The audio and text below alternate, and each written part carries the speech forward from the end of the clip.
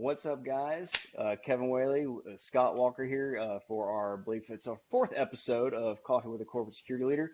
And today we have a guest speaker with us, Mr. Luis Morales. Luis, welcome to the, I guess you could call it podcast. And, thank you very much for being with us. Yep, Well, thanks thanks for for being having here. me. I've been watching these now for the past couple months and really enjoyed some of the subject matter and the interaction between you guys and your guests. And I think it's valuable. I think what you guys are doing is great and it's really catching on. Well, thank you very much. We really appreciate that. So today, guys, we're kind of talking about, mentorship in terms, in being a corporate security leader or being just a security leader. And so we really wanted to bring Luis in because he definitely had some interesting points that he's made before. And so we'll kind of get it kicked off here. Luis, real quick, can you tell us a little bit about yourself and what you do? Yeah, I'm with ConocoPhillips Oil and Gas over in the energy corridor of Houston on the west side. I'm the director for security assurance. It's a fairly new role for me. Prior to that, by the way, I've been with them 14 years. First 13 years, I was director of technical and physical security, and I had a team. Now I'm more of a, for lack of a better term, a paper pusher, internal audit guy. So I'm basically uh, in charge of the program that will assess whether or not we're doing what we say we do and how we do it. In addition to that, I have the Security Vulnerability Assessment Program under my wing and also our regulatory CTFAT or CTPAT, I'm sorry. Um, Prior to that, I spent about 3 years with Duke Energy in Charlotte, North Carolina. I was their manager for security systems and technology. Great job in the utility industry. And I wound up there after leaving Apple. I was with Apple for almost 6 years. I managed the security of the campus in Elk Grove, California, which is just south of Sacramento. And I've just had I think, a pretty um, diverse career as it relates to security, different environments, both corporate, industrial, and high tech. But security, security. I mean, you can apply the same principles, perhaps tweak them in a different way. And a lot of it's just buy-in, getting buy-in from management. And that's all part of what I guess we'll discuss today is how we can possibly do that. Yeah, absolutely terrific. Awesome.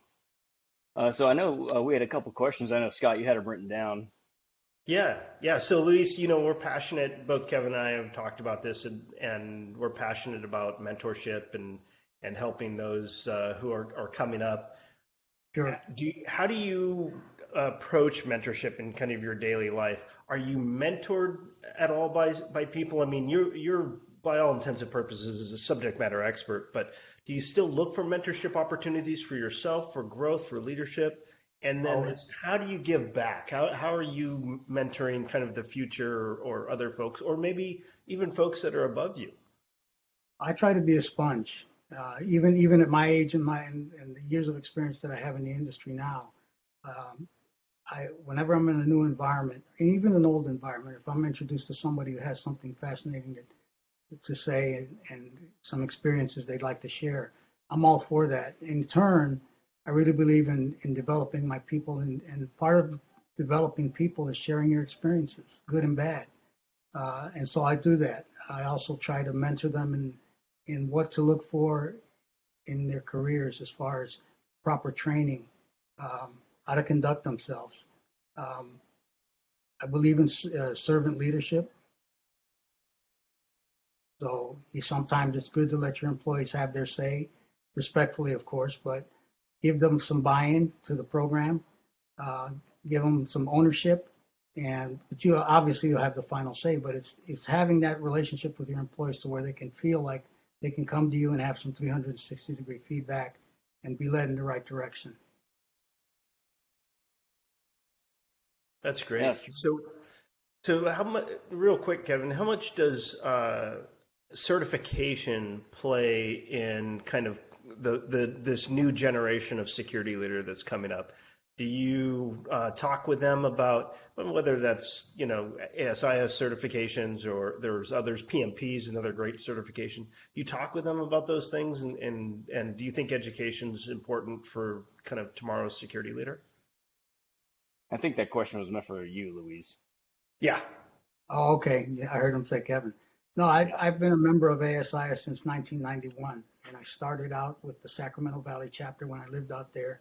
Worked my way through all the committees up to the chairmanship in '97, and then from there got onto a couple of national councils. I'm still a member of the Physical Security and the Utilities Council, and I'm a big proponent of the certification process and give my employees some leeway. I always tell them, look, even if you don't pass the first time, you're going to learn so much from the process.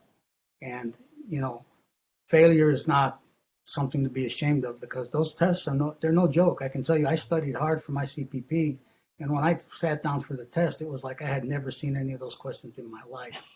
It's like, what are they getting at here, you know? And then on top of that, at the end of it, you have a survey to take before they give you your result. So you're sitting there, pins and needles, waiting for the result, and you got to do a 10 or 15 question survey on how the test was. Yeah. Oh, I So, remember that. but, Like I remember that but like it was yesterday. yeah, I've been a big proponent of certification for my guys. I've got guys that are CPP and PSP certified, and I even talked to our corporate investigators about the PCI. So uh, ASIS has been great to me over the last 27, 28 years, and I'm a big proponent of getting them involved in that. But I tell them, don't just join, get involved in the local chapters. Start out like I did at the hospitality table. Yep. You meet all of the people in the chapter that way, and then work your way through the various committees, and you'll see what the benefit is to you. And it's always benefited me over the years. Great point. Yeah, Sorry, Kevin. absolutely. Advice.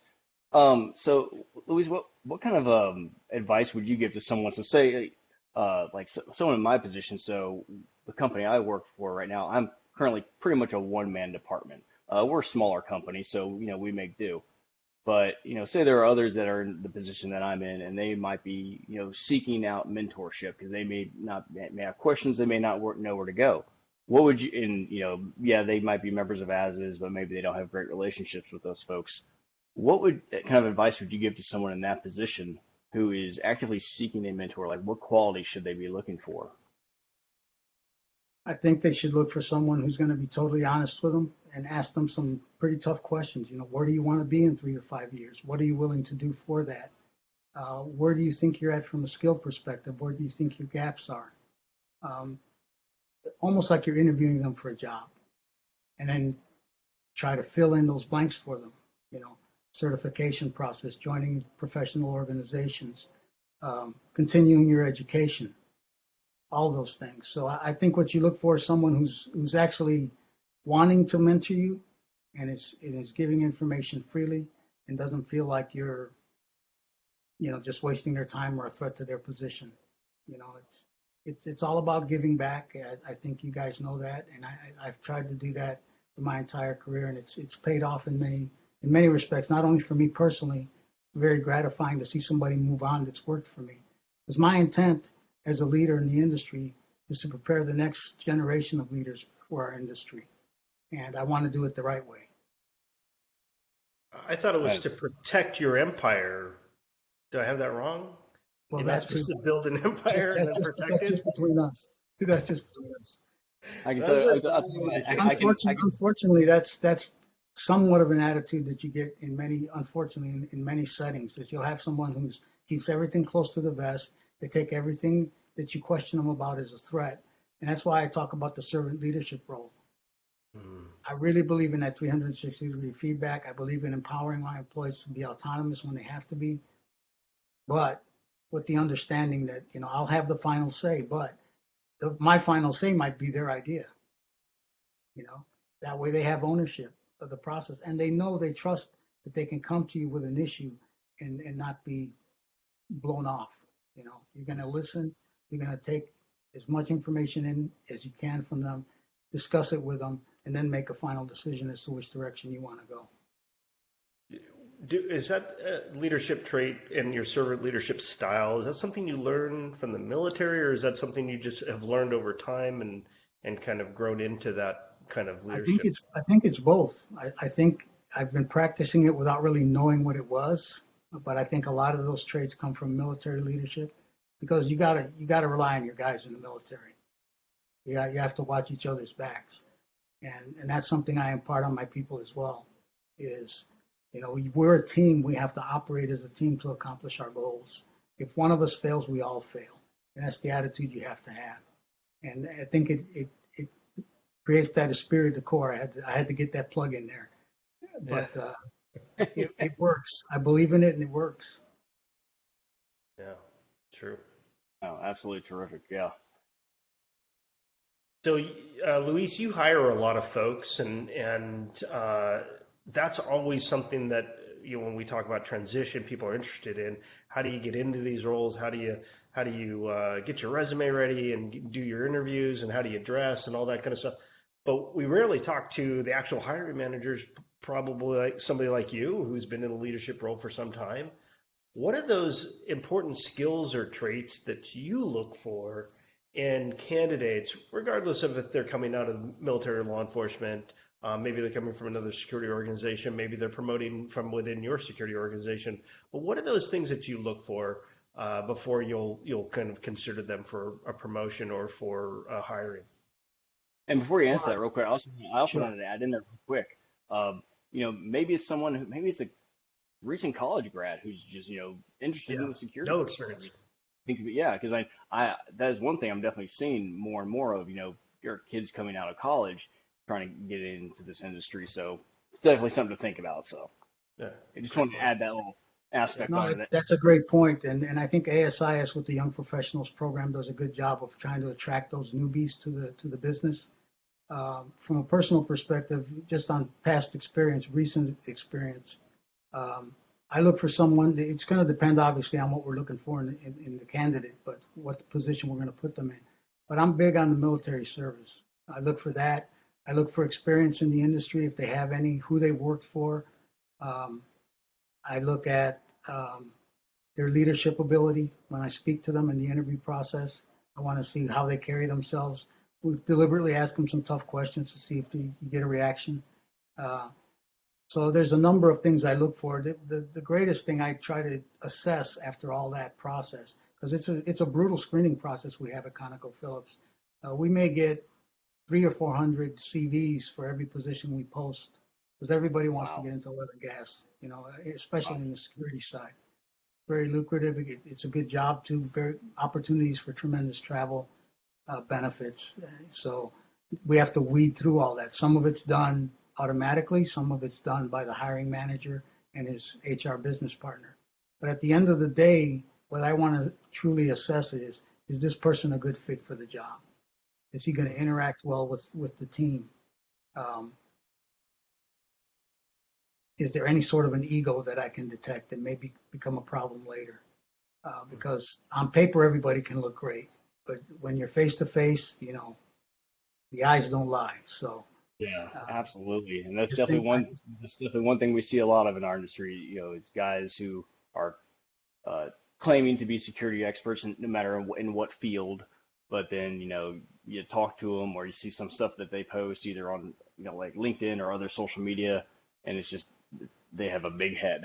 So yeah. And the other thing I look for, which is really important, is what do they know about the business? And by that I mean not the security business. What do they know about ConocoPhillips, for example? Hmm. What if I ask them, what do you know about ConocoPhillips? You'll know pretty quickly whether or not they've done their homework. And I think that's important. They have to try to understand what the company's about, where it's at, where some of the key assets are at, the culture. Try to understand what the culture of the company is, because that's important. I had a great mentor that didn't start out very well in his career with us because he was a full bird colonel in the Air Force, in charge of the Security Police Training Command way back in the day, had joint responsibility with the Secret Service for Air Force One. So he was a real hotshot colonel. He came to work for an aerospace company. We were a defense contractor in California, and didn't realize that he could throw a stick and hit 5 or 6 colonels outside the door. He wasn't the only colonel, but it took a while for him to learn that, and he had some very painful lessons. But in the end, it worked out. He was one of my lifelong mentors. Unfortunately, he passed away last year. But uh, the last career decision I made, which was to join ConocoPhillips 14 years ago, I consulted with him. I had consulted with him with probably 3 or 4 different job changes over the years. When I wow, decided to leave Apple, I consulted with him. When I decided to leave Duke Energy, I consulted with him. he just became a lifelong friend and mentor. In fact, my wife called him my second father, and I felt very strongly about that. So you just never know where one of those people's going to pop up. But just another lesson about you can be a highfalutin guy in the military or in the police or any of the other law enforcement services, but if you step on the wrong toes in the corporate world, it can put a screaming halt to your career at that particular company awfully quickly. Yeah, Yeah, great culture point. is everything. Yeah, I agree. Yeah. So you said you would ask some pretty tough questions. So can you give us a couple of examples of like what some of the what you would consider some tough questions? Well, To get I some of them are the okay. basic questions you get when you sit down with your HRBP, like what do you consider to be your weak points and why? Hmm. Or tell us about a situation where you where a project didn't go well and why, or how did you correct that problem? Hmm. Um, you'll know pretty quickly whether the people have had the experience that they claim they have by asking some of those questions. Because Yeah. some people just sit there and say, "Well, I can't really think of anything." Well, that's obviously not true. Everybody's had those issues. Part of success is failure, a lot of failure, and so everybody fails at some point. It's nothing to be ashamed of. You just admit it, and the best thing to do is talk about what happened and what you did to correct it and make sure it wouldn't happen again. I mean, that shows that you're analytical in your thought and you want to improve. One thing that I Perfect. had to learn coming into the private sector was the corporation that I first landed at didn't know what an after action review was. I know both of you know from your both your security and your military experience, doing any kind of after action review is really important to learn what those lessons were, and then everybody comes together and in a very safe environment, we all talk about it. And I introduced that, and everyone was shocked. Wait, what? Why are we coming back after we've run the fire drill or the building evacuation, whatever it was, or an actual real medical? We would come back I'd bring the officers back into the office, and let's talk about, hey, what'd you do good? What'd you do bad? What can we do differently? Do you need more equipment? Do I need to pay for more training? What is it? And it kind of blew their minds that one, the client and a manager wanted to talk to them, and then two, that I actually cared about the outcomes. And so, I'm a huge proponent of learning from mistakes, both my own and helping them to understand that I understand as your leader, you're going to make mistakes, and that as long as we can fix these things and we can move forward, that's the idea here. So, And that's a great point, and it's really part of the process of process improvement. And the fact that you let people know that, hey, look, we're not looking to assign blame here. What we're trying to figure out is what happened, why it happened, and how we can prevent it from happening again. And once you Exactly. get that mindset within them, it's a lot easier to convince them to follow the process. yeah, great point. Absolutely. Um, so, we're just talking about risk. What's the most important risk that you took during your professional career, and why? Tell you the biggest risk, and I'm glad my wife's not sitting behind my shoulder listening to this, but was dragging her across country a couple times to take on jobs in new cities where we had no family and no guarantee of this job lasting more than 6 months, right? Um, and that's not counting the military time. This is when I moved to California to work for Apple, Northern California, and then moved cross country to Charlotte, and then from Charlotte to Houston, Texas. And that was tough on the family. And I think anytime you make a move like that, it takes a certain amount of risk on your part because, even though you've done your homework, you've gone down for the interviews, you've done your homework as far as the culture of the company, you never know what's going to happen when you get there, right? Just pray to God that everything works out. And thankfully it did. But I think just being able to feel like I prepared myself and my family for the moves was a big deal. And I part of that I attribute to my military and background, and also some of the things I learned in the corporate world. As if you're prepared, you think ahead, you'll do well. Yeah, great points. A lot of people don't necessarily want to make the risk of, taking the family and getting on the road and going, all the way across country or outside of kind of what their comfort zone might be. So, kudos Especially, to you, Luis, especially to in do that. today's world. Yeah. Yeah. It was a Great great point. experience. You can't just, in today's world, you can't just pack up and go now. It's got to be, everyone's kind of stuck in place. I mean, kind of like my T-shirt at old Chris Farley was saying. Remember going places? That was awesome. It's, Yeah, that was awesome.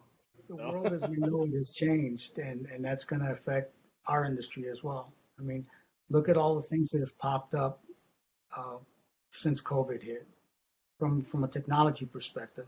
For example, some of the things we're doing in our lobbies with the temperature taking and uh, Hmm. the messaging, the social distancing messaging.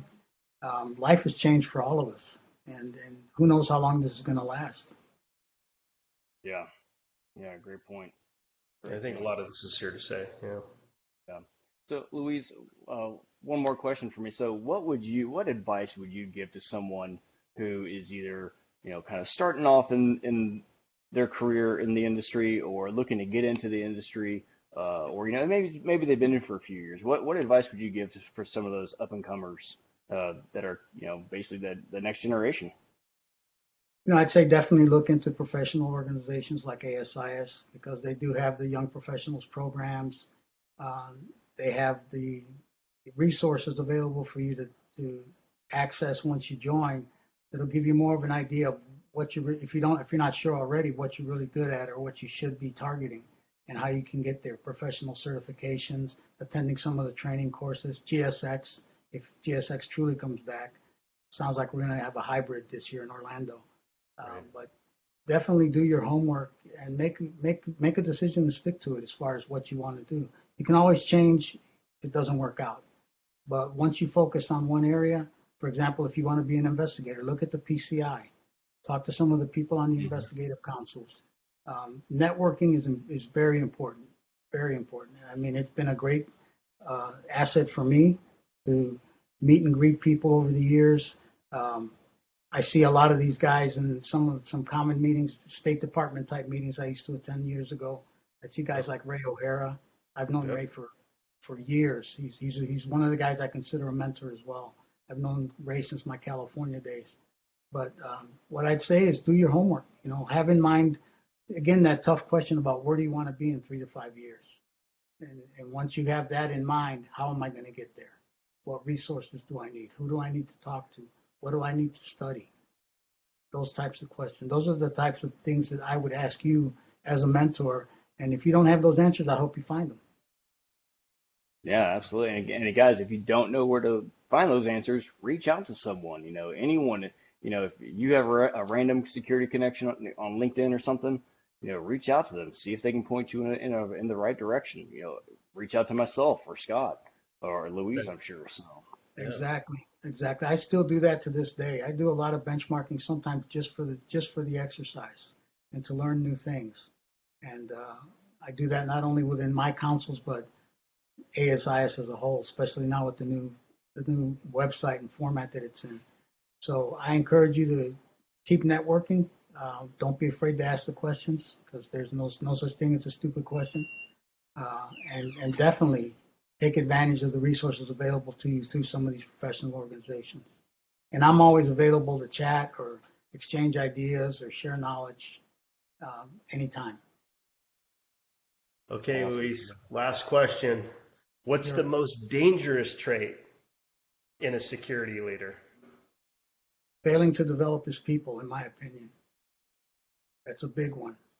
The other one is not doing his homework when it comes to the environment that he's chosen to be employed in, right? So you join.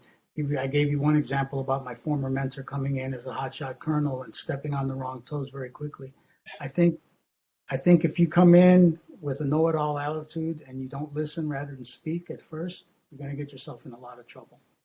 Yeah, So can't let I your know every pride get in job, the every way. new job that I've taken, I've spent the first 3 to 6 months absorbing. Sure, I've got my projects and I've got things to do, but I also take a lot of time to listen to people. I was a big proponent of management by walking around when I was at Apple.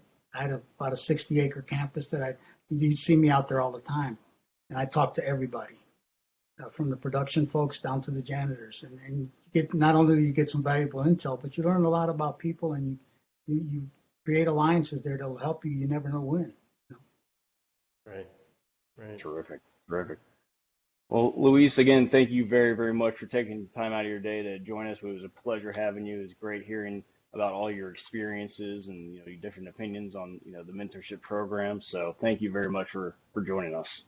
I appreciate the opportunity, and you guys keep it up. This is great. I think this is a great way to give back, and I think many people will appreciate it. Awesome. Well, we appreciate that. Thank you. Yep. Thanks, All right. Luis. Have a good night, guys. You too.